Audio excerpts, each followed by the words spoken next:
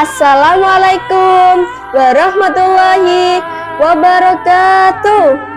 Halo para sahabat FGLSN, salam literasi, ayo membaca. Perkenalkan, nama saya Ilun Labibatul Zahra dari SMP Negeri 4 Jepara dengan guru pembimbing Bapak Muhammad Agung Setio Adibowo SPD. Pada kesempatan ini, saya akan mendongeng dengan judul Luwung Siluman Mandalika, karya dari Bapak DRS Hadi Priyanto MM. Luwung Siluman Mandalika. Konon, menurut cerita di dasar laut antara Pulau Mandalika dengan benteng Portugis, terdapat sebuah kerajaan siluman yang bernama Bajul Putih atau juga disebut dengan Buaya Putih. Pintu gerbang kerajaan ini ditandai dengan air yang berputar di perairan itu. Barang siapa yang melalui pusaran itu dan tidak memberi sesaji akan tersedot masuk dalam kerajaan siluman Bajul Putih. Peristiwa itu konon ditandai dengan kehadiran seorang pemuda yang sangat tampan, gagah, dan bibirnya selalu tersenyum ketika berada di tengah-tengah para nelayan. Dapat dipastikan kehadiran pemuda itu akan membawa korban pada malam harinya. Dari kejadian yang terus berulang-ulang itu membuat para nelayan ketakutan. Pada akhirnya mereka menemui Ki Bandar, murid Ong Jumleng yang sepeninggalan gurunya menggantikan memimpin pendepokan pencak silat.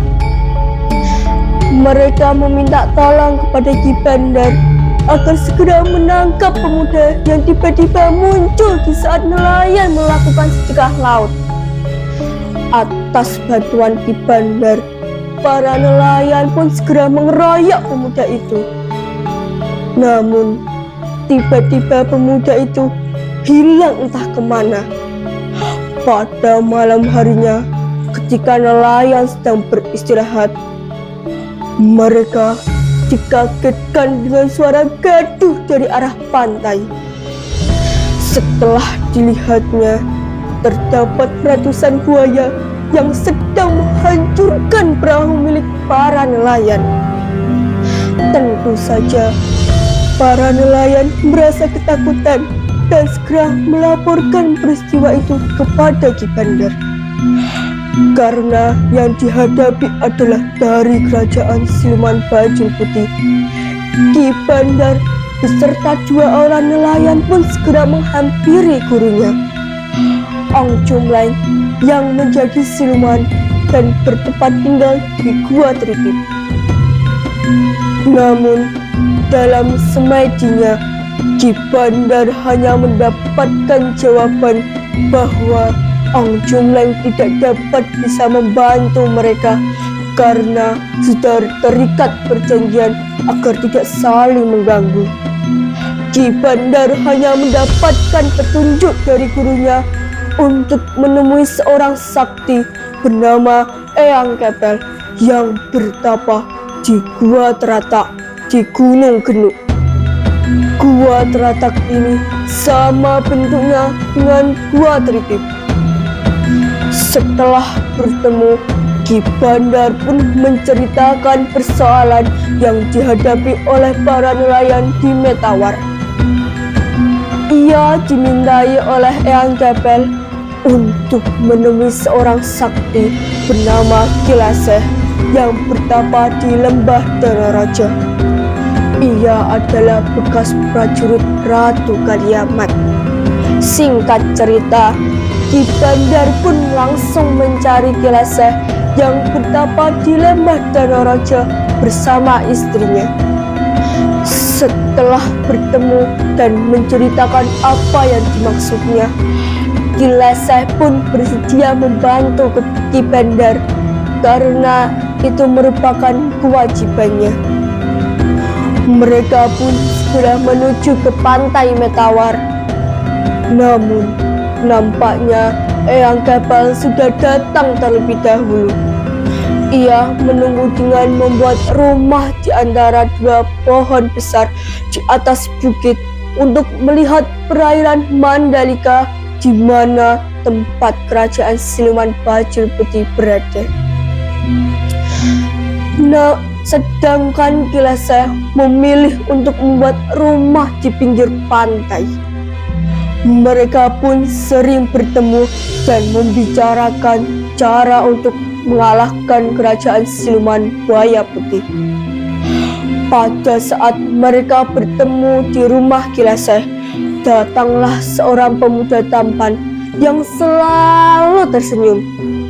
Mereka tahu bahwa itu adalah dari kerajaan siluman bajul putih.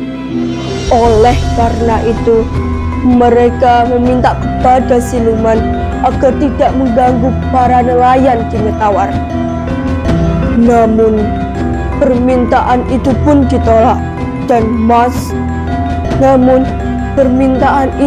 ditolak Kileseh dan Eyang Kepel disuruh untuk meninggalkan tempat itu. Akhirnya terjadilah peperangan yang sangat dahsyat. Akan merasa kalah, siluman bajul putih itu pun mengeluarkan tongkatnya yang bernama tongkat kayu nangka celeng.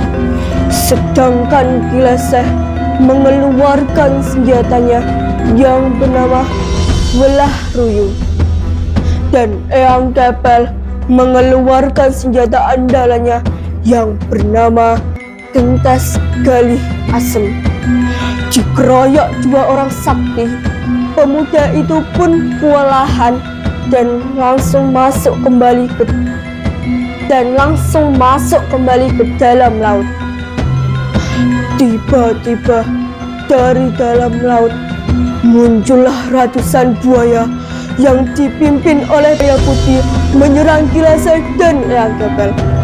Keduanya pun langsung mengeluarkan senjata saktinya hingga membuat pasukan buaya itu dapat dikalahkan dan melarikan diri masuk dalam laut. Kileseh dan Eyang Kepel pun langsung mengejar. Mereka masuk ke dalam laut untuk menuju ke kerajaan siluman bajul putih. Setelah bertemu, akhirnya terjadilah peperangan yang sangat dahsyat hingga membuat ombak setinggi bukit menerjang perumahan para nelayan. Setelah sehari bertempur, akhirnya pasukan siluman dan pasukan buaya itu dapat dikalahkan. Setelah mereka kalah, mereka dimintai untuk berjanji tidak mengganggu para nelayan di Metawar dan siapapun yang melalui luwung siluman. Namun kerajaan siluman bajul putih berhati-hati mengajukan permohonan. Apabila ada yang melalui luwung siluman dan berkulit putih seperti bajul putih, ia akan tersedot masuk ke dalam kerajaan siluman buaya putih. Kedua orang sakti itu pun menganggap tidak ada penduduk di Metawar yang berkulit putih seperti bajul putih. Setelah tugasnya selesai, kedua orang sakti itu pun kembali ke pertapaannya masing-masing. Namun, pusaka mereka ditinggal agar para siluman tidak mengganggu penduduk di Metawar. Sejak saat itulah, para penduduk di Metawar pun kembali hidup dengan aman dan damai. Demikian dongeng tentang Luwung Siluman Mandalika. Semoga bermanfaat dan dapat menghibur. Mohon dukungannya untuk like, subscribe, komen, dan share video ini ke seluruh keluarga, teman, atau sahabat yang Anda kenal. Terima kasih para sahabat FGLSN. Salam literasi, ayo membaca. Wassalamualaikum warahmatullahi wabarakatuh. Sampai jumpa.